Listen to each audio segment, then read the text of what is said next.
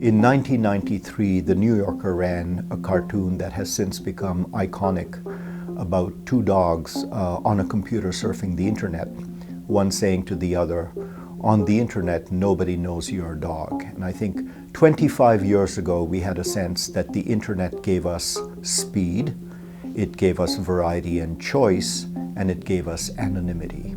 What we now know is that it is almost the exact opposite. By all means, the internet still gives us speed. It still gives us choice, perhaps even too much. But one thing it absolutely does not do is give us anonymity. In fact, those dogs, were they surfing the internet today, we would know what their breed is. We would know what their color is. We would know what dog biscuit they ate. We would know how often they went for a walk, with who and where they paused and for what reason, and on and on. The phenomenon we now find ourselves in is sometimes called surveillance capitalism.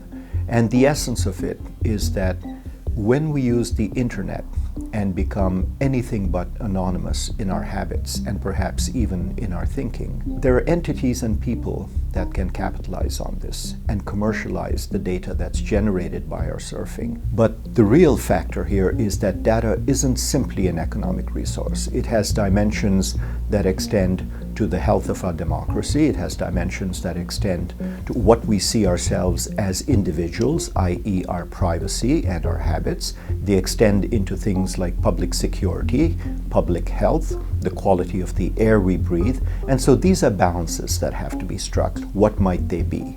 There's 5 balances that have to be struck. The first is data as a commercial entity, as it were. The second is to balance the commercial potential of data with the privacy concerns and our rights as citizens to our own data. Third would be the public security element, to make sure that data is used to increase public security, not decrease it. Fourth is a nation or institution building element, which is to say, just as we created a national broadcaster, one could make the same case for data streaming and for data infrastructure. And last and not least, we have to think about the preservation, indeed the enhancement of our democracy. And so we have these 5 imperatives. What weight we give to them, how we prioritize them, in what sequence we deal with them, is all open for discussion. But the bottom line here is that countries and communities need a strategy, or they need an approach to data. Not having an approach is not good enough. The purpose of the CIGI essay series is to stimulate thinking and action on what exactly we might do to improve data governance.